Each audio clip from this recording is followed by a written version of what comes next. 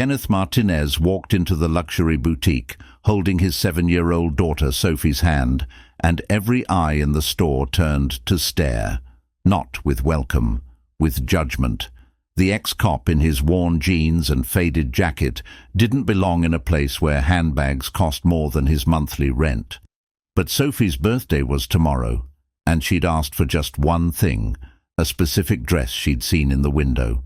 The dress with the sparkles that reminded her of stars. Kenneth would move heaven and earth to make his daughter smile. He just didn't expect the store manager to block his path with a sneer and say, "I think you're lost. This store isn't for people like you."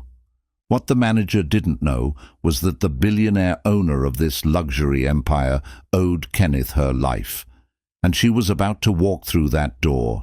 If you want to know how a janitor humiliated in a luxury store became the man who saved a billionaire from her own employee's murder plot, hit that subscribe button. This story proves that character isn't measured by what you wear. It's measured by what you do when no one's watching. Kenneth Martinez was 36 years old and hadn't worn a badge in 4 years, not since the night his wife Elena died giving birth to their daughter Sophie. Not since he'd held his newborn baby girl in one arm while saying goodbye to the woman he loved with all his heart. Not since his entire world had shattered and reformed around a tiny 7-pound miracle who needed him more than any job ever could. Elena had been a kindergarten teacher, 28 years old, full of life, planning Sophie's nursery with the kind of joy that made Kenneth believe in happily ever after. The pregnancy had been smooth, no complications, no warning signs, just routine checkups where doctors smiled and said everything looked perfect. Then came the delivery. Sophie was born healthy. 10 fingers, 10 toes, lungs that announced her arrival with impressive volume. Kenneth had cried holding her, had looked into those tiny eyes and felt his heart expand in ways he didn't know were possible. "You did it, babe," he'd whispered to Elena. "She's perfect. You're perfect." Elena had smiled, tired but radiant. "Our baby girl, our Sophie." Those were her last words. 30 minutes later, the hemorrhaging started. Postpartum hemorrhage, massive, uncontrollable. The doctors worked for 2 hours trying to save her. Kenneth stood outside the operating room holding newborn Sophie while nurses ran past with blood bags and crash carts. Elena died at 3:47 a.m. Kenneth became a widower and a single father in the same night. The police department had been understanding, gave him paternity leave, told him to take his time, assured him his job would be waiting. Kenneth's partner, Detective Mike Torres, had promised to cover his cases. "Family first, hermano, always family first."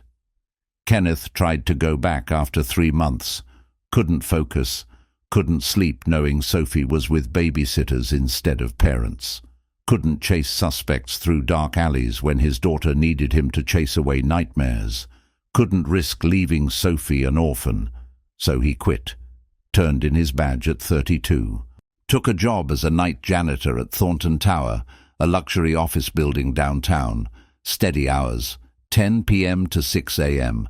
Sophie slept through his shifts. Kenneth's mother watched her at night. Kenneth picked her up every morning, made breakfast, took her to preschool, spent the day being dad, put her to bed, then went to work.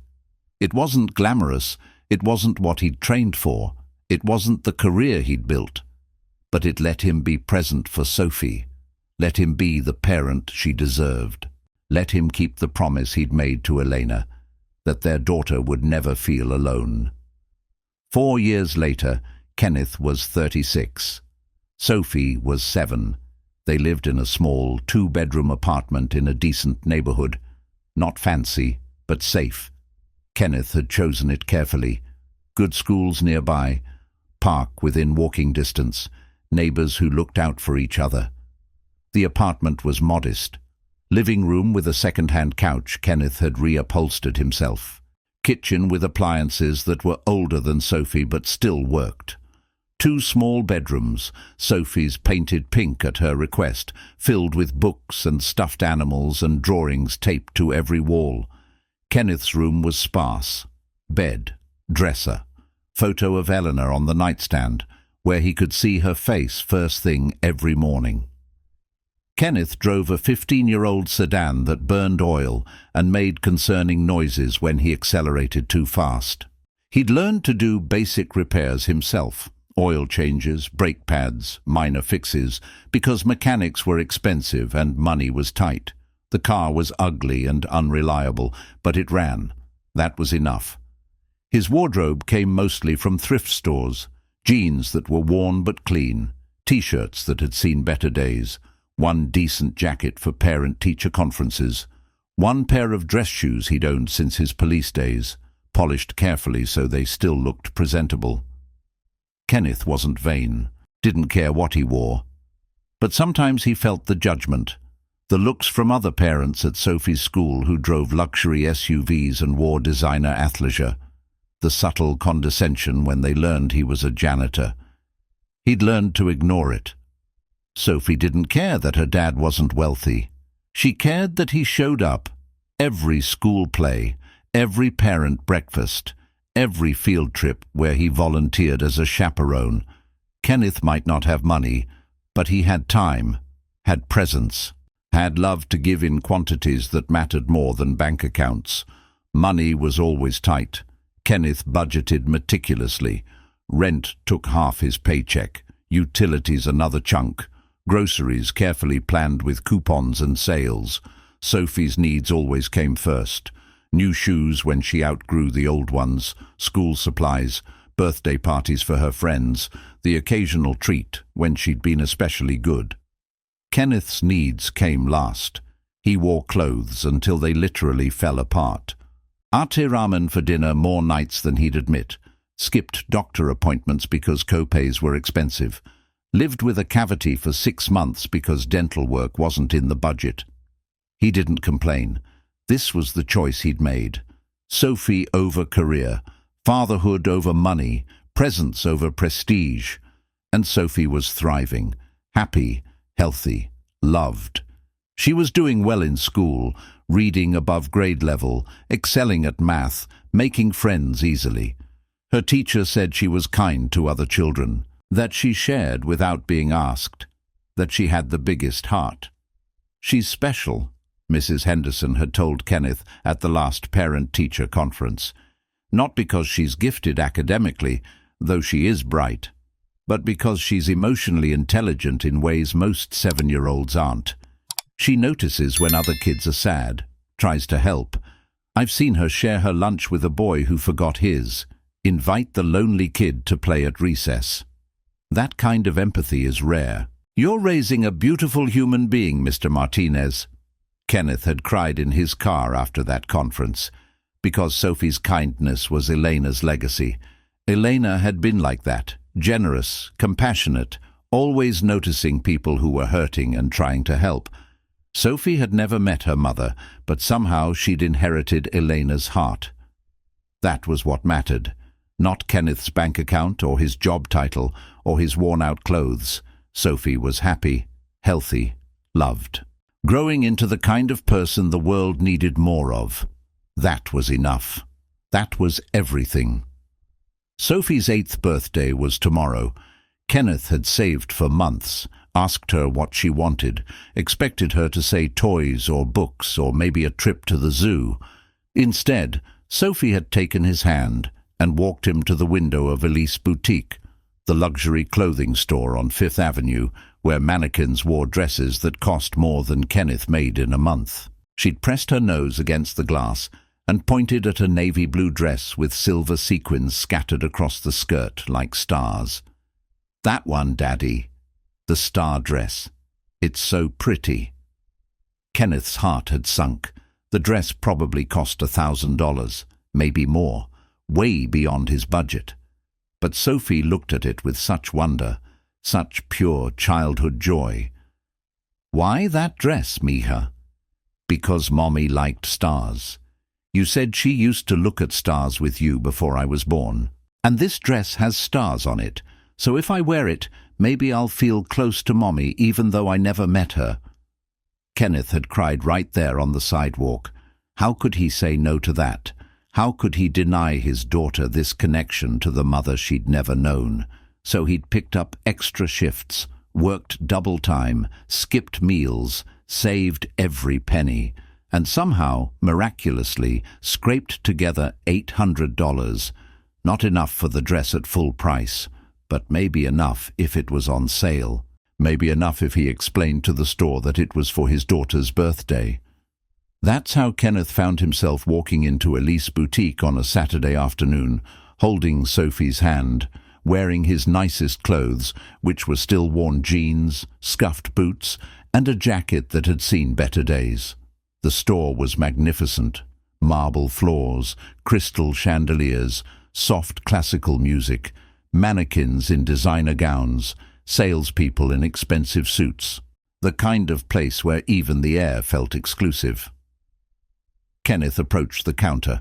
A young salesperson, maybe 25, blonde, immaculate makeup, looked him up and down with barely concealed disdain. "Can I help you?" Her tone suggested she doubted it. "Hi, my daughter's birthday is tomorrow. There's a dress in the window, navy blue with silver sequins, and I'd like to buy it for her." The salesperson glanced at Sophie, then back at Kenneth. "That dress is $1,200. Kenneth swallowed. More than he'd saved. "Is it on sale?" "No, and we don't do payment plans." "I have $800 cash. Could we—" "Sir." The salesperson's smile was condescending. "This isn't a bargain store. If you can't afford our prices, perhaps you should shop somewhere more appropriate for your budget." Kenneth felt heat rise in his face, felt the familiar anger from his cop days, the anger at injustice, at people abusing power, at cruelty disguised as professionalism. But he kept his voice calm. "It's for my daughter's birthday. It's special to her. Please, is there anything you can do?" "Brian!" the salesperson called toward the back. "We need the manager." A man emerged from the office. Late 30s, expensive suit, slicked back hair, the kind of smile that didn't reach his eyes. Brian Castellano, according to his name tag. "Store manager." Brian looked Kenneth up and down with open contempt. "Problem?" "This gentleman wants to buy the navy sequined dress. He only has $800. Brian's laugh was cruel. "The $1,200 dress? Sir, I think you're lost. This store caters to a certain clientele. People who can actually afford luxury, not people who—" He gestured at Kenneth's outfit. "Well, you understand." Sophie tugged Kenneth's hand. "Daddy, what's wrong?" Kenneth knelt down. "Nothing, Mika, let's go." But Brian wasn't done.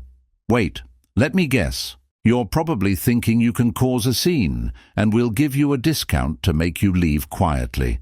That's not how this works. You want that dress? Come back when you can afford it. Or better yet, don't come back at all. You're making our real customers uncomfortable." Kenneth looked around. 3 other shoppers were watching, all in expensive clothes, all with the same judgmental expressions, like he was a stain on their perfect world. The cop in Kenneth wanted to argue, wanted to defend himself, wanted to point out that he'd been a decorated detective who'd saved lives while Brian was selling overpriced clothes to people with more money than sense. But the father in Kenneth won. Sophie was on the verge of tears. This was supposed to be special.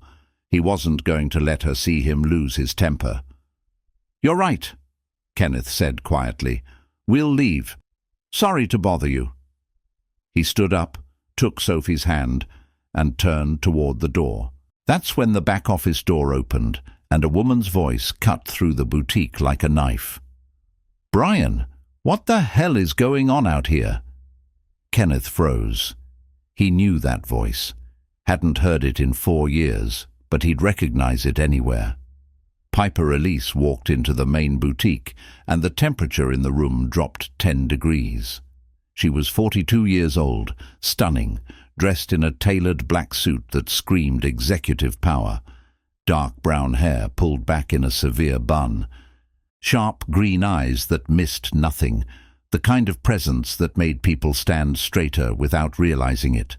Piper Elise, owner of the Elise fashion empire, 50 boutiques across the country, billion-dollar company, Forbes list, Business Insider cover, one of the most successful self-made businesswomen in America. And 4 years ago, Kenneth Martinez had saved her life. Piper's eyes swept the boutique, landed on Kenneth, and went wide with recognition. "Kenneth." Brian stepped forward.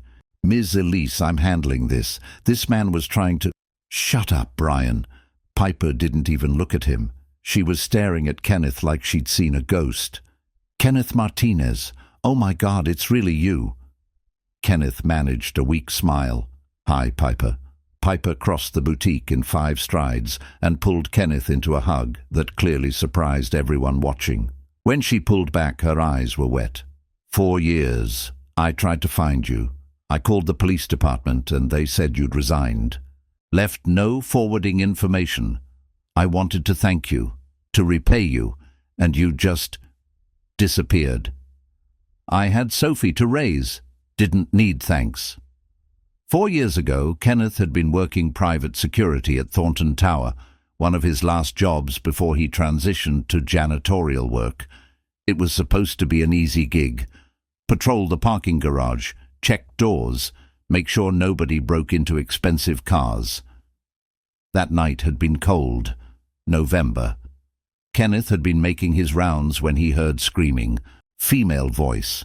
Terrified.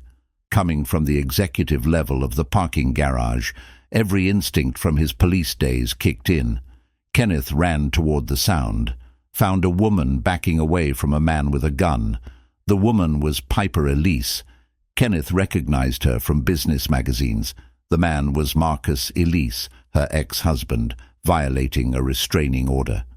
"You took everything from me," Marcus was screaming.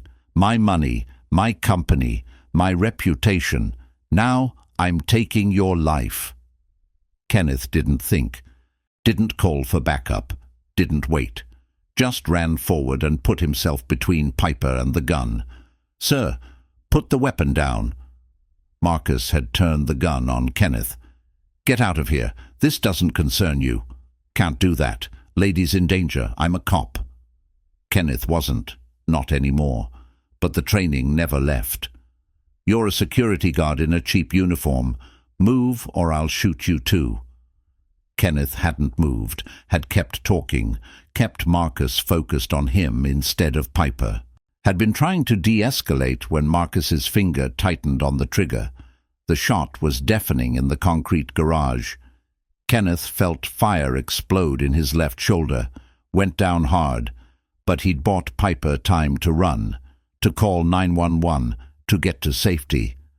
Police arrived 3 minutes later, found Kenneth bleeding on the garage floor, Marcus fleeing, Piper trying to stop Kenneth's bleeding with her scarf. Kenneth spent 3 weeks in the hospital. The bullet had torn through muscle and nicked bone. He'd lost partial function in his left arm for 6 months, had to do extensive physical therapy. The pain had been excruciating, but Piper was alive. That was what mattered.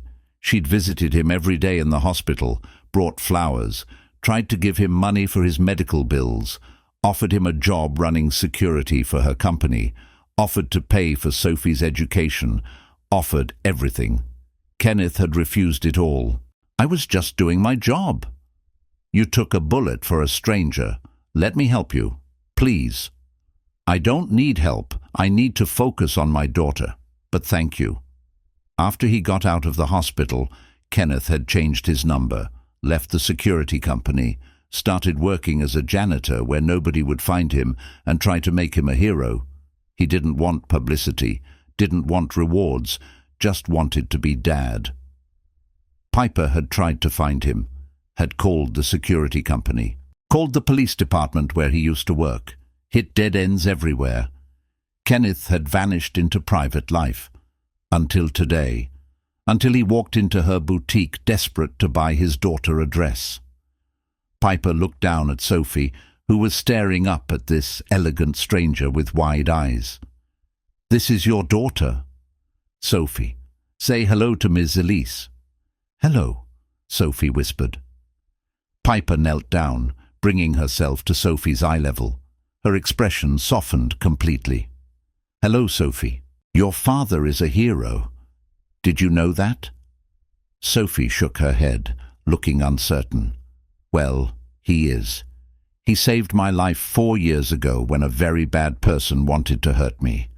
Your daddy is the bravest man I've ever met. He got hurt protecting me, and I've been looking for him ever since to say thank you. I owe your daddy everything." Piper's voice was thick with emotion. She looked up at Kenneth with tears in her eyes. "I can't believe you're here. After all this time, I'd given up finding you." She stood up and turned to Brian with a look that could freeze fire. The warmth from moments ago vanished, replaced by cold fury. "Explain now. Why was Kenneth leaving?" Brian's confident smirk faltered. He wanted to buy a dress but couldn't afford it. I was simply explaining our pricing policy." "What dress?" "The navy sequined piece, $1,200. He only has $800. Piper's expression went cold. "And you told him to leave?" Well, yes. This is a luxury boutique. We have standards." "Standards." Piper's voice was ice. "Let me tell you about standards, Brian. 4 years ago I was being stalked by my ex-husband. He'd violated the restraining order 12 times. Police couldn't stop him. He cornered me in a parking garage at midnight, had a gun, was about to kill me because I'd divorced him and taken half his precious money in the settlement." She pointed at Kenneth. "This man was working security that night, ex-cop doing patrol in that garage. He heard me scream, ran toward danger instead of away from it, put himself between me and a man with a gun, took a bullet in the shoulder, saving my life, spent 3 weeks in the hospital, lost function in his left arm for 6 months. Kenneth touched his left shoulder unconsciously. The scar was still there. The arm had healed, mostly, still ached sometimes. Piper continued. Kenneth refused to press charges against my ex for shooting him. Said he was just doing his job. Refused the reward I offered. Refused media interviews. Refused everything except a simple thank you. He disappeared into private life to raise his daughter alone after his wife died. And you... She turned her full fury on Brian. You treated this man like garbage because he doesn't wear expensive clothes. Brian was pale. Miss Elise, I didn't know. You didn't know because you didn't ask. You saw someone who didn't fit your image of wealth and decided they weren't worthy of basic human decency. That's not standards. That's cruelty. Piper turned to Kenneth. What dress does Sophie want? Kenneth hesitated. Piper, you don't have to. What dress, Kenneth? Sophie tugged her father's hand. The one with stars, Daddy. Piper smiled. The navy sequined dress. Excellent choice. She turned to the blonde salesperson. Get it. Sophie's size. Gift-wrapped. No charge. The salesperson rushed to obey. Brian opened his mouth to protest. Piper silenced him with a look. Not one word. 5 minutes later, Sophie was holding a beautiful wrapped box containing the dress of her dreams. She was beaming. Kenneth was fighting tears. Thank you, he managed. You didn't have to do this. Yes, I did. You saved my life and refused to let me repay you. I'm not missing this chance again. Piper glanced at Brian. You and I will talk later about standards and what happens to managers who forget that kindness costs nothing. Brian's face was ashen. Ms. Elise. Later, Brian, I have a guest to catch up with. Piper led Kenneth and Sophie to her private office in the back. Leather chairs, mahogany desk, windows overlooking Fifth Avenue. The kind of office that screamed success. Sophie sat in a chair examining her wrapped present with wonder. Kenneth sat across from Piper, feeling out of place in this luxurious space. "You look good," Piper said. "Older, tired, but good. Single-parent life. Doesn't leave much time for sleep." Sophie's mother died in childbirth 7 years ago. I raised Sophie alone. Piper's face softened. "I'm so sorry. I didn't know." "How would you? I dropped off the grid, quit the force, became a janitor. Just wanted to focus on being dad." "Janitor where?" "Thornton Tower, night shift." Piper nodded slowly. "How much do they pay you?" Kenneth shifted uncomfortably. "Enough. We get by." "That's not what I asked." $16 an hour, 30 hours a week. It's fine. I have benefits, flexible schedule. I can be there for Sophie." Piper did the math in her head. Kenneth could see her calculating. $480 a week, maybe $2,000 a month. Barely enough for rent and food. Definitely not enough for $1,000 dresses and unexpected expenses. "You saved for months for that dress, didn't you?" Kenneth didn't answer. Didn't need to. Piper leaned back in her chair. "I need a head of security for my company, someone I trust, someone with actual cop experience and investigative skills, someone who knows how to protect people instead of just looking intimidating in a suit. Job pays $90,000 a year. Full benefits, daylight hours. You'd work from the corporate office. Could bring Sophie sometimes if needed. Want it?" Kenneth's jaw dropped. "Piper, I've been looking for someone for 2 years. Can't find anyone I trust. Everyone wants the job for the paycheck and the title. Nobody actually cares about keeping people safe. You care. You proved that when you took a bullet for a stranger. So I'm offering. Head of Security, Elise Fashion Corporation, yes or no?" I don't know what to say." "Say yes. I need someone who sees people like you saw me 4 years ago. Someone who doesn't judge by appearances. Someone who protects the vulnerable instead of bullying them." Kenneth glanced at Sophie. $90,000 a year. More than quadruple what he made now. Sophie could have new clothes, birthday presents without months of saving, college fund, stability. But it meant leaving the safe janitor job, meant more responsibility, meant possible danger. "Is it dangerous?" Kenneth asked. "The security work?" "Some risk, nothing like police work. Mostly corporate security, employee background checks, stalker prevention, that sort of thing. But I won't lie. Sometimes my ex-partners or competitors get aggressive. Sometimes I get threats. That's why I need someone skilled." Kenneth thought about Elena, about the promise he'd made to always be there for Sophie, about the reality that $90,000 a year could change their lives. "Can I think about it?" "Take all the time you need." Piper wrote something on a business card. "My personal cell. Call me when you decide." They talked for another hour. Piper caught Kenneth up on her life. The divorce had been finalized. Ex-husband was in prison for attempted murder and violating restraining orders.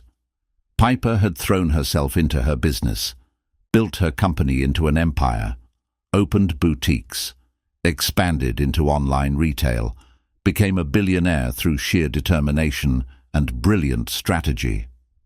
"But I'm lonely," Piper admitted. "Success is great, money is nice, but at the end of the day, I go home to an empty penthouse and eat dinner alone. I threw away relationships for career. Now I'm 42, alone, wondering if I made the right choices." Kenneth understood that. "I threw away career for relationship, with Sophie. Some days I wonder too. Wonder if Elena would want me cleaning floors. Wonder if I gave up too much. But then Sophie smiles and I know I chose right. Money doesn't hug you goodnight." "No, it doesn't." Piper smiled. "Take the job, Kenneth. Not because you need money, but because I need someone like you. Someone who remembers what actually matters." Kenneth left the boutique that day with Sophie's dress, a job offer, and a lot to think about. Sophie was thrilled with her present. Kenneth was overwhelmed by possibilities. He spent the weekend considering, called his mother for advice. She said take the job, called his old police partner Mike. He said Kenneth was wasting his talents as a janitor, called Elena's sister.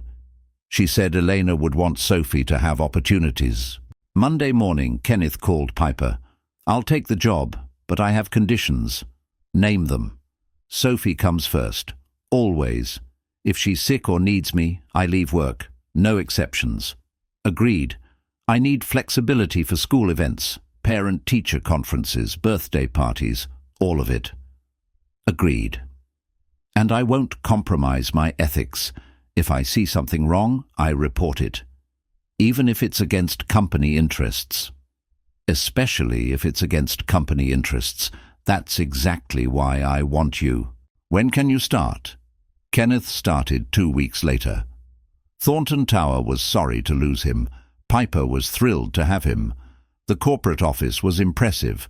Entire floor dedicated to security operations, monitoring systems, background check departments, executive protection teams.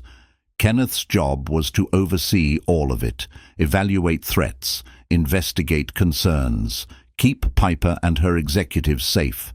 It was challenging. Used his detective skills again. Made him feel purposeful beyond just providing for Sophie. Sophie loved it. Visited the office sometimes after school. Piper would stop by with snacks, would ask about second grade, would treat Sophie like she mattered. The billionaire CEO and the 7-year-old formed an unlikely friendship. I like Miss Piper, Sophie told Kenneth one evening. She's nice and she smells good, like vanilla. Kenneth laughed. She does smell nice. Do you like her? She's my boss. Of course I like working for her. No, I mean, do you like her? Like how Prince Charming likes Cinderella? Kenneth nearly dropped the plate he was washing. Where did that come from? You smile different when you talk about her, and your voice gets soft. Like how you sound when you talk about Mommy. That's how people sound when they love someone. Out of the mouths of children. Kenneth didn't have a good answer, because Sophie might be right. Kenneth had noticed Piper. How could he not? She was brilliant, driven, successful. But more than that, she was kind. She treated service workers with respect, remembered people's names, asked about their families, donated millions to charity, used her success to help others. And she was lonely. Kenneth saw it in her eyes sometimes.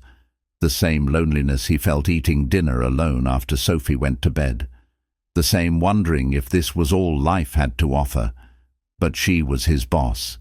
His billionaire boss. Getting involved would be complicated, inappropriate, potentially disastrous. Kenneth pushed those thoughts aside, focused on work. And that's when he started noticing things about Brian Castellano, the store manager who'd humiliated him. Brian still worked at the Fifth Avenue boutique, still managed the store, but Piper had demoted him from regional manager to single store manager, cut his bonuses, made it clear his behavior was unacceptable. Brian resented it. Kenneth could see it in the way Brian looked at Piper during corporate meetings. Cold, calculating, hostile. Kenneth started paying attention, reviewing Brian's employee file, running background checks, following his digital footprint. What he found was concerning. Brian Castellano had worked for Elise Fashion for 8 years, started as a sales associate, worked his way up to assistant manager, then regional manager overseeing 5 boutiques. Piper had promoted him based on sales performance and employee reviews that praised his charisma and customer service skills. But something had changed 2 years ago. Brian's performance reviews started slipping. Complaints from employees about his temper. Customer complaints about aggressive sales tactics. Nothing fireable, but troubling. Then came Kenneth's humiliation at the boutique. Piper had demoted Brian from regional manager to single store manager at the Fifth Avenue location, cut his bonuses, made it clear that treating customers with contempt was unacceptable regardless of their appearance or ability to pay. Brian had seemed contrite, apologized, promised to do better. Piper had given him a second chance, but Kenneth saw something else. The way Brian looked at Piper during corporate meetings, cold, calculating, resentful, like he was mentally adding her to a list of people who'd wronged him. Kenneth started digging into Brian's finances. What he found was alarming. Brian had serious debt. $75,000 across 3 maxed-out credit cards. Another $30,000 in personal loans from questionable sources, the kind of lenders who charged 20% interest and sent enforcers when payments were late. Bank statements showed regular payments to online gambling sites, sports betting, online poker, high-stakes fantasy football leagues. Brian was drowning financially, making $55,000 a year as a single-store manager, paying $2,000 a month just in minimum payments on his debt, living paycheck to paycheck despite working for a luxury brand. But his lifestyle didn't match his income. Brian drove a BMW, wore Rolex watches, vacationed in the Maldives, ate at 5-star restaurants, posted Instagram photos of bottle service at exclusive clubs. Kenneth tracked Brian's bank deposits, found irregular cash deposits every month, $3,000 here, $5,000 there, never the same amount, never with clear sources, just cash appearing in Brian's account from nowhere. Someone was paying Brian. The question was why. Kenneth dug deeper, requested inventory reports from the Fifth Avenue boutique for the past 2 years, found irregularities that made his detective instincts scream. Expensive items were being marked as damaged or lost at suspicious rates. A $15,000 evening gown damaged by red wine, an $8,000 handbag lost in shipping, a $20,000 fur coat destroyed by moths, all within 1 month. All at the Fifth Avenue location, all approved by Brian as manager. Kenneth cross-referenced the dates. Every time an expensive item was marked damaged or lost, Brian made a cash deposit within a week. The amounts roughly matched the wholesale cost of the missing merchandise. Brian was stealing, marking items as damaged, then selling them on the black market or through consignment stores, pocketing the cash. He'd stolen an estimated $120,000 worth of merchandise over the past year alone. Kenneth compiled the evidence, spreadsheets tracking inventory losses, bank statements showing suspicious deposits, security footage from the boutique showing Brian removing items from the stockroom after hours, email correspondence where Brian had approved his own damage reports without requiring second signatures. Kenneth brought it all to Piper in her corporate office, laid out the evidence across her desk.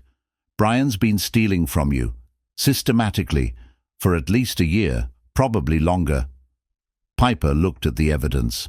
Her face was calm, but her eyes were furious. How much? Hard to say exactly. At least $120,000 from the Fifth Avenue location alone. If he's doing this at other stores, could be $500,000 or more. How sure are you? 90%. The pattern is clear, but I need more to make it criminal prosecution solid. Right now, a good lawyer could argue the losses were legitimate. I need to catch him in the act. Surveillance, sting operation, something that proves he's knowingly stealing. Piper nodded slowly. Do it, whatever you need. If he's stealing from my company, I want proof that will stand up in court. Then I want him arrested and prosecuted to the full extent of the law. There's something else, Kenneth said carefully. The way Brian looks at you in meetings, it's concerning. He resents the demotion, resents the pay cut, resents you. I think the theft isn't just about money. It's about revenge. Revenge for what? For facing consequences for his behavior. Some people can't handle being held accountable. They take it personally, build narratives where they're the victim and everyone else is the enemy. Brian strikes me as that type." Piper considered this. "You think he's dangerous?" "I think he's resentful, in debt, and stealing from a woman who humiliated him, in his mind, by demoting him in front of his peers. That combination concerns me. I want to investigate further. Make sure this is just theft and not something worse." "Do it. And Kenneth, be careful. If you're right about Brian being resentful, confronting him could be dangerous." "I'm always careful. Learned that lesson raising Sophie. Can't afford to take unnecessary risks anymore." Kenneth spent 2 weeks investigating, set up hidden cameras in the stockroom, monitored Brian's movements, tracked his outside activities. The first break came from email surveillance. Kenneth had gotten Piper's permission to monitor company emails. Brian's corporate account was clean, but Kenneth noticed Brian was using his personal email for work communication sometimes, against company policy. Kenneth obtained a warrant through his old police contacts. What he found in Brian's personal email was explosive. Messages to and from Marcus Elise, Piper's ex-husband, currently serving 25 years for attempted murder and violating restraining orders. The emails were coded, but clear enough. Marcus was paying Brian $5,000 a month to sabotage Piper's business. The inventory theft was generating cash for Brian, but the real goal was bigger: destroy Piper's company and reputation. Marcus's plan was multi-layered. First, the inventory theft would create financial problems. Then Brian would plant evidence that Piper was embezzling, skimming money from her own company to offshore accounts, forge documents, create false paper trails, make it look like Piper was stealing millions while her business struggled. The scandal would destroy her. Business partners would abandon her. Investors would sue. The SEC would investigate. Even if she was eventually cleared, her reputation would be ruined. The fashion empire she'd built would collapse. Marcus's revenge for Piper, divorcing him and sending him to prison, destroy everything she'd worked for, leave her penniless and disgraced. Kenneth brought this evidence to Piper, showed her the emails, the plan, the betrayal. Piper was shaken but not surprised. "Marcus always said he'd make me pay. I thought prison would stop him. I was naive. He's using Brian as his weapon, paying him enough to make the risk worthwhile. Brian's desperate for money, resentful about the demotion, perfect target for manipulation. What do? We call the police, get Brian arrested for theft and conspiracy, get Marcus charged with additional crimes from prison, end this." But there was more. Kenneth kept digging, found something in Brian's internet history that made his blood run cold. Searches for untraceable poisons, specifically substances that would mimic natural illness, heart attacks, strokes, sudden organ failure, things that wouldn't trigger autopsies or raise suspicions. Brian had visited dark web forums, asked questions about obtaining ricin, polonium, and other exotic poisons. How much was lethal? How to administer without detection? How to make death look natural? He'd researched Piper's schedule, her habits, where she ate, who prepared her food, her coffee preferences, her vitamin routine, looking for opportunities. Kenneth found a shopping list in Brian's deleted files. Syringes, gloves, chemicals that could be combined to create toxic substances. The list was dated 3 days from now. Brian wasn't just planning to destroy Piper's business. He was planning to kill her. Kenneth called an emergency meeting with Piper and her attorney, laid out everything. "Brian is planning to murder you within the next week based on this shopping list. He's been researching poisons, studying your schedule, looking for opportunities. This has escalated beyond theft. We need police protection now." Piper's attorney looked at the evidence. "This is enough for a warrant. We can have Brian arrested today." But Piper hesitated. "If we arrest him for conspiracy and attempted theft, will the murder charges stick? Or will a good lawyer argue the poison research was hypothetical? Academic interest? The kind of thing people Google out of curiosity? The attorney frowned. Without concrete proof he obtained poison, or made an actual attempt, the murder conspiracy might not hold. We can definitely get him for the theft and fraud conspiracy, but the murder charge would be harder to prove beyond reasonable doubt. Kenneth understood what Piper was thinking. You want to catch him in the act, let him make a move, then nail him for attempted murder with irrefutable evidence. Is that insane? Piper asked. It's dangerous, Kenneth said carefully.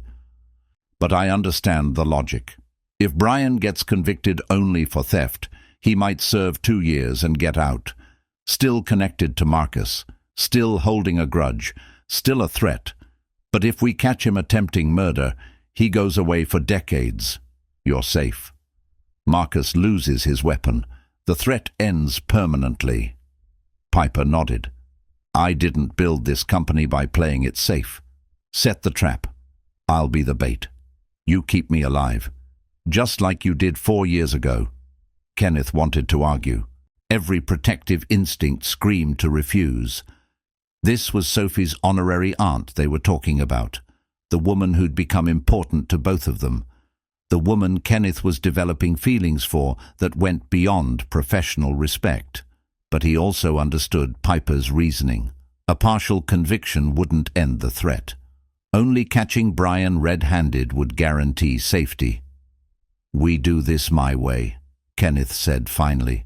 I control every variable. You follow my instructions exactly. Any deviation and we abort. Understood? Understood. They spent 3 days planning. Kenneth positioned undercover officers in the boutique disguised as customers, set up additional surveillance cameras, monitored Brian's every move, controlled Piper's food and drink to prevent actual poisoning attempts. Kenneth leaked information to Brian through an office gossip. Piper would be working late at the Fifth Avenue boutique in 2 days, reviewing year-end inventory personally. She'd be alone after closing. Brian took the bait. His internet searches intensified. More research on poisons, more questions about dosage and administration. He cleared his schedule for that evening. The night of the operation, Kenneth positioned himself in the back office of the boutique with 2 plainclothes detectives. Piper sat in her main office reviewing actual financial reports, wearing a concealed microphone and panic button. They waited. Brian entered the boutique at 9:47 p.m., used his manager key. The store was closed, lights dim. He walked through the main floor carrying a small case. Kenneth watched via hidden cameras, saw Brian approach Piper's office, saw him pull a syringe from the case. Later analysis would show it contained a massive dose of insulin, enough to induce fatal hypoglycemic shock that would mimic natural causes in someone Piper's age and stress level. Brian entered the office. Ms. Elise, I didn't know you'd be here this late. Piper looked up calmly. Brian, I could say the same. I just came to check on something. Inventory issue. He moved closer. The syringe was hidden in his sleeve. That's interesting, because according to my head of security, you've been stealing inventory for a year, working with my ex-husband Marcus, planning to frame me for embezzlement and researching how to poison me. Brian froze. His face went from surprised to calculating to desperate in seconds. I don't know what you're talking about. No? Piper stood up. Kenneth, officers, come out. Kenneth emerged from the back room with the 2 detectives. All had weapons drawn. Brian's hand moved toward the syringe. Kenneth was faster, crossed the distance in 2 steps, grabbed Brian's wrist, twisted until he dropped the needle, had him face down on the floor in handcuffs in under 5 seconds, all his police training coming back like muscle memory. Brian Castellano, one detective said, you're under arrest for attempted murder, conspiracy, theft, embezzlement, and fraud. They read him his rights. Brian screamed that it was a setup, that Piper was framing him, that Marcus would destroy her, that she couldn't prove anything, but Kenneth had everything on camera. Brian entering after hours with a syringe, the concealed weapon, Piper's calm accusation that Brian didn't deny, his reaching for the needle, all recorded in 4K video from multiple angles with clear audio. The syringe was bagged as evidence. Later testing would show the massive insulin dose, lethal, designed to kill. Brian had walked into the trap perfectly. Kenneth brought everything to Piper immediately, showed her the emails, the surveillance footage, the proof of Brian's betrayal and murderous intent. Piper was shaken but not surprised. Marcus always said he'd make me pay. I thought prison would stop him. I was wrong. We need to call the police. Get Brian arrested. Protect you. Will the evidence hold up in court? Kenneth reviewed what he had. Some of it was obtained through surveillance that might not be admissible. The poison research was concerning but not proof of crime. The inventory theft was provable. The conspiracy with Marcus was borderline. It's complicated. We can get him for theft, maybe conspiracy, but the murder plot might not stick. He hasn't actually attempted it yet. Could claim it was research for a novel or just curiosity. Piper nodded slowly. So we need him to make a move, to try something. Then we catch him red-handed.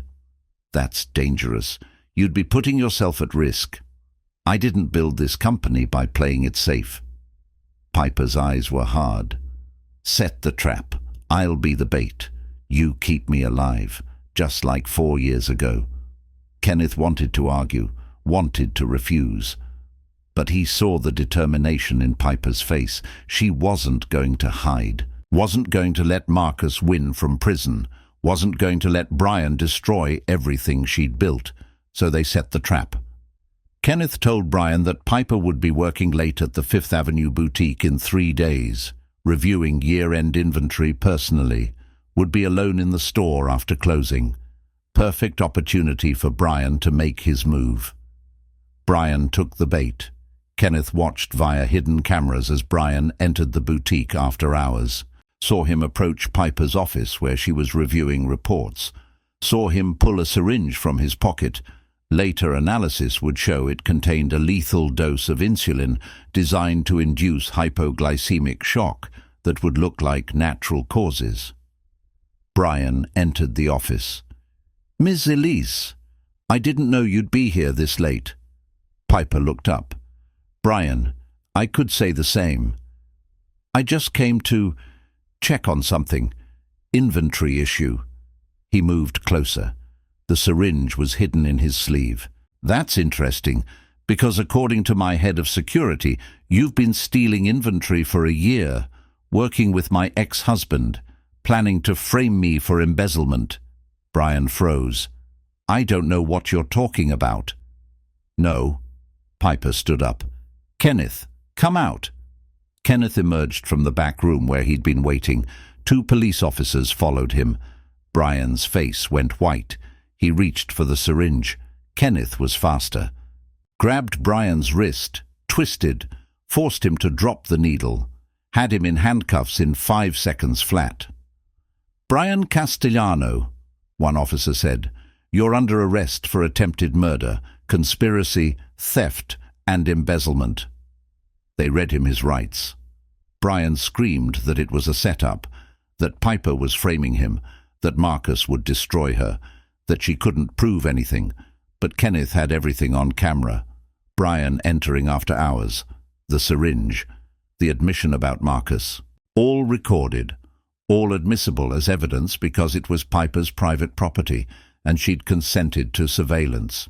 Brian went to prison, got 15 years for attempted murder and conspiracy. Marcus got additional charges for orchestrating the plot from prison. Got his sentence extended by 20 years. Justice was served. Piper was safe. Kenneth had protected her again. The media coverage was intense.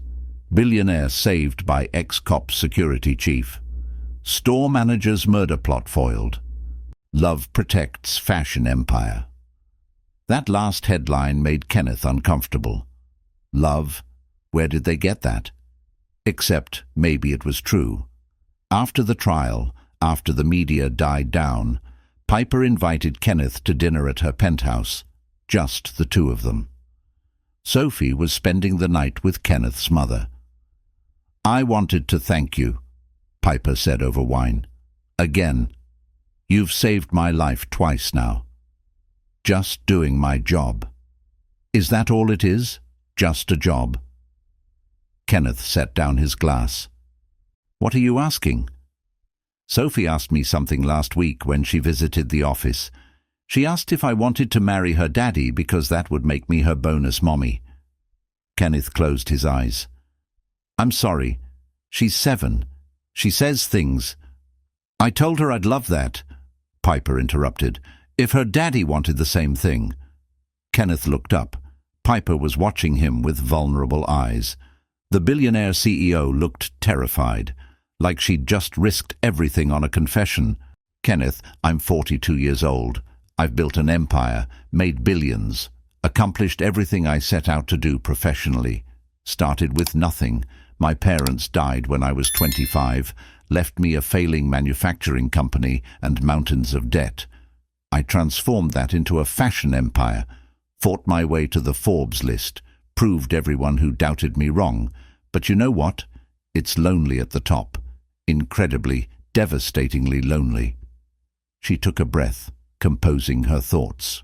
"I go home to a 10,000 square foot penthouse every night, eat takeout at a table designed for 12, sleep in a king-sized bed alone, wake up to silence, call my assistant if I need someone to talk to because I don't have friends, just business acquaintances who want something from me.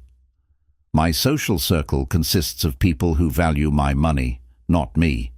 My relationships have all been transactional, men who wanted access to my wealth or my connections, women who wanted to network or show off their billionaire friend.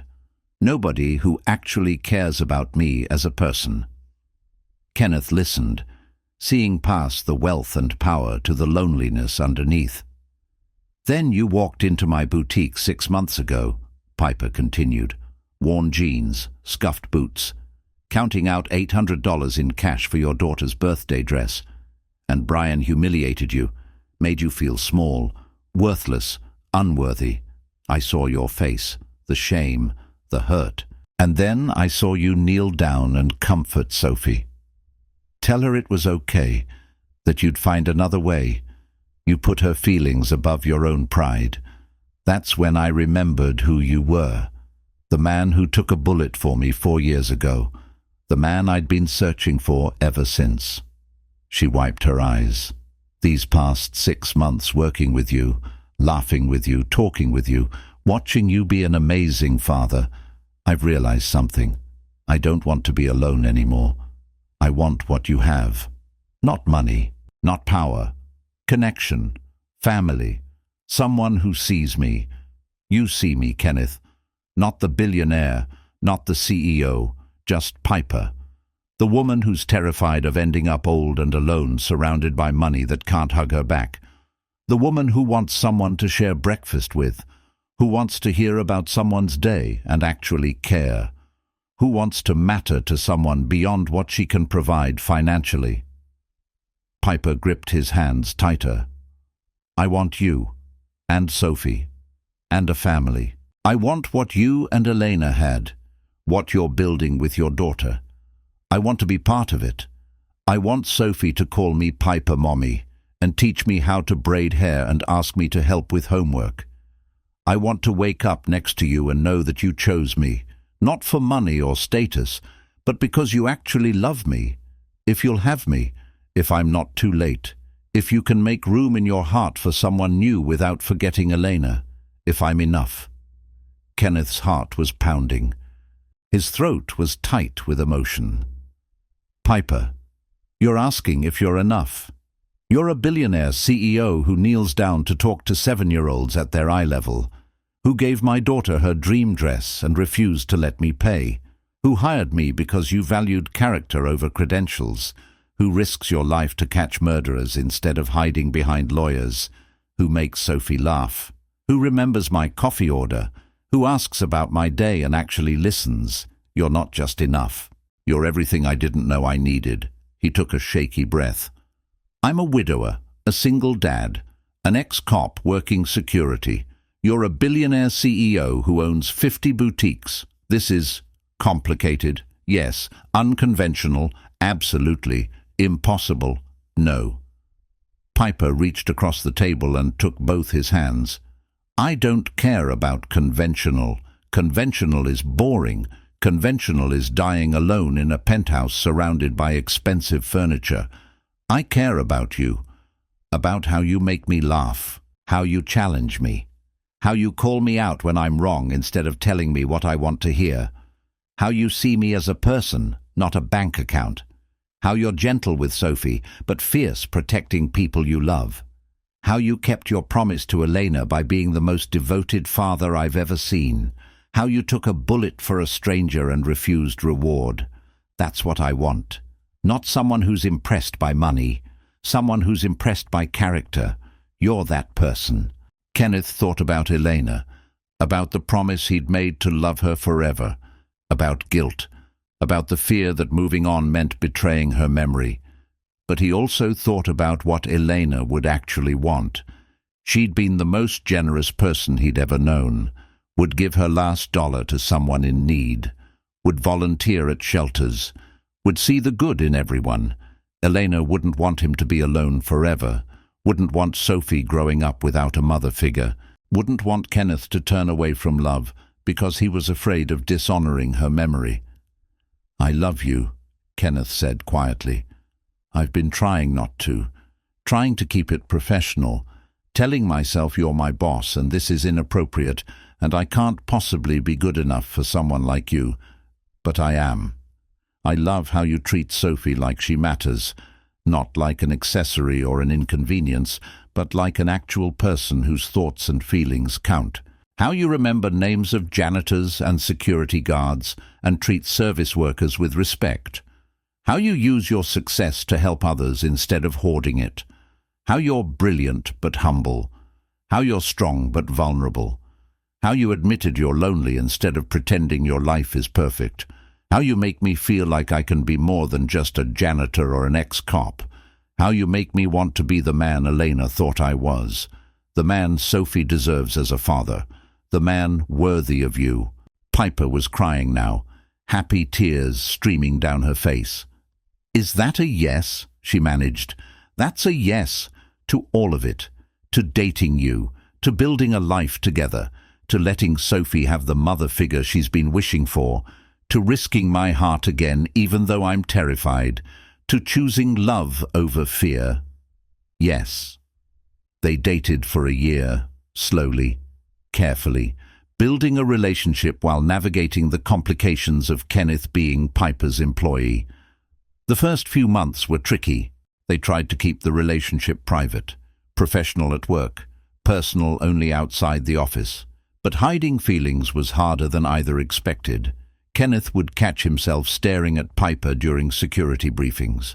Piper would make excuses to visit the security office just to see him. Employees noticed, started whispering. This isn't sustainable, Piper said 4 months in. They were having dinner at her penthouse. Sophie was spending the night with Kenneth's mother. People are talking, wondering if you're getting preferential treatment because we're dating. If I'm compromising company security by being involved with my head of security, I won't have people questioning your competence or my judgment. We need to change the structure. What do you want to do?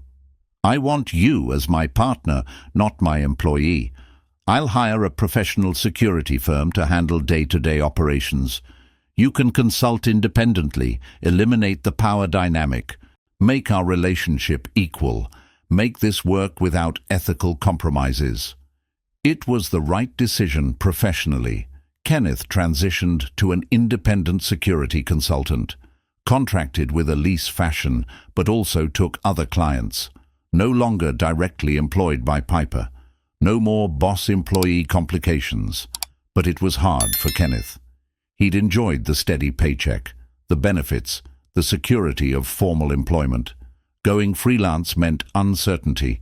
variable income, no safety net. Piper saw his struggle.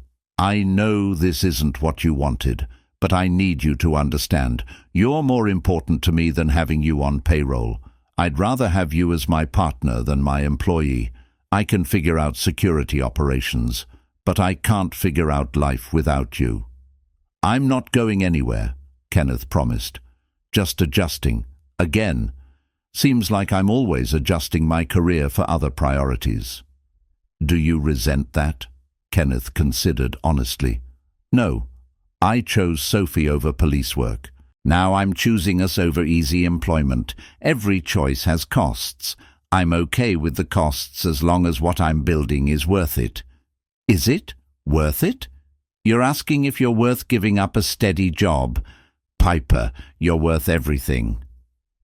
Sophie loved having Piper in their lives. Started calling her Piper Mommy to distinguish from Angel Mommy Eleanor. Would climb into Piper's lap during movie nights. Asked Piper to braid her hair. Wanted Piper at school events. Accepted her as part of the family with the ease of children who just want to be loved. Kenneth proposed on the 4th anniversary of the day he'd saved Piper's life in the parking garage. Got down on one knee in that same garage, now renovated and safe, where their story had started. Piper Elise, 4 years ago I took a bullet for you in this garage. Best decision of my life, not because it led to a job or money, but because it led to you, to us, to a family I didn't think I'd have again. Will you marry me? Piper said yes through tears. The wedding was small, 100 people, intimate, meaningful. Sophie was flower girl wearing her beloved navy dress with silver star sequins, the dress that had started everything. They got married at a garden venue. Simple, beautiful, personal. Kenneth's police buddies served as groomsmen. Piper's college friends were bridesmaids.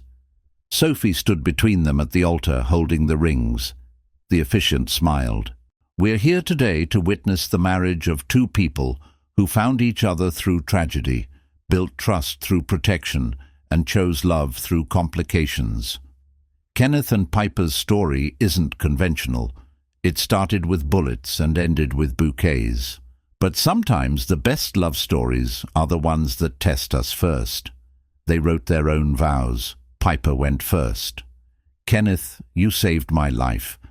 But more than that, you taught me to live again. After my divorce, I was afraid of relationships, afraid to trust, afraid to be vulnerable. I built walls and told myself they were protection. They weren't. They were a prison. You showed me that love doesn't require perfection. It requires presence. You've been present for Sophie every single day of her life. Present for me through investigations and threats and Brian's murder plot. Present in ways that matter more than money or status. You've given me a family. A daughter who calls me Piper Mommy and teaches me about unconditional love. A partner who sees me, really sees me, not the billionaire or the CEO, but the woman who's lonely and scared and wants to matter beyond her bank account. I love you, not for taking that bullet, but for being the kind of man who would, for choosing courage over safety, for choosing family over career, for choosing love over fear. I promise to always be present, to show up, to be the partner you deserve and the bonus mother Sophie deserves. Kenneth's turn. His voice shook. Piper, when Elena died, I thought I'd never love anyone again. Thought my capacity for love had died with her. But love doesn't work that way. It grows. It expands. It makes room for new people without erasing old ones. You've shown me that I can honor Elena's memory while building a future with you. You've loved Sophie like she's yours. You've respected my past while building our future. You've challenged me to be more than a janitor or a bodyguard. You've made me believe I'm worthy of love again. I promise to protect you, not just physically, though I'll always stand between you and danger, but emotionally. To be your safe place, your partner, your equal. To build a life where Sophie grows up knowing love comes in many forms, where she sees strong women lead, where she understands that family isn't just blood, it's choice. I choose you, every day. In parking garages and boutiques and boardrooms and everywhere in between, they were pronounced married, kissed while everyone cheered. Sophie threw flower petals, the same silver star petals from her dress. Photographers captured the moment. Kenneth lifting Piper, kissing her, Sophie cheering between them, 100 people celebrating. 5 years later, they sat in their home's backyard watching Sophie, now 12, practice soccer. Piper coached from the sidelines with the same intensity she brought to boardrooms. Kenneth grilled burgers, their 3-year-old twin boys, James and Lucas, helping by supervising from their playpen. Piper had balanced work and family, hired a COO to run day-to-day operations, focused on strategy and spending time with her family, discovered that life was richer when measured in moments, not money. "I never thought I'd have this," Piper said, watching Sophie score a goal. A husband, children, a family that actually feels like family. After Marcus, I thought relationships meant danger. After the divorce, I thought I'd spend my life alone. Then you walked into my boutique looking for a dress for your daughter, and everything changed. Kenneth pulled her close. "Actually, I walked in and got humiliated by your manager. You changed things by remembering the man who'd saved your life, instead of judging the janitor in worn clothes. Best decision I ever made." Sophie ran over. "Did you see my goal?" "I saw it. That fake-out was brilliant." Piper high-fived her. "Can we get ice cream?" "Absolutely. Tell your team we're going for ice cream after practice." Sophie ran off. The twins babbled for attention. Kenneth picked up Lucas while Piper grabbed James. "Thank you," Kenneth said softly. "For what?" "For seeing me, for loving Sophie, for building this family, for showing me that love doesn't end when loss happens, it just changes forms. For proving that sometimes the person you judge in a boutique is actually the person you'll spend your life with." Piper smiled. "You saved my life twice. I just gave you a dress and a job. You gave me purpose. You gave Sophie a mother. You gave me permission to love again. That's more than dresses and jobs." They sat together watching their family, Sophie celebrating with teammates, the twins babbling happily, the life they'd built from bullets in parking garages and humiliation in boutiques. Kenneth had walked into that luxury store expecting judgment. Got it, but also found redemption, found love, found proof that character isn't measured by clothes or money. It's measured by how you treat people when they can't do anything for you. Brian had judged Kenneth by appearance. Piper had seen beyond it. That choice made all the difference. Sometimes the person everyone dismisses is actually the hero. Sometimes the janitor in worn jeans is the man who'll save your life. Sometimes love starts in the most unlikely places, luxury boutiques and parking garages, and moments when you choose kindness over cruelty. Kenneth and Piper had found that love, had built a life on it, had proved that happy endings aren't about money or status.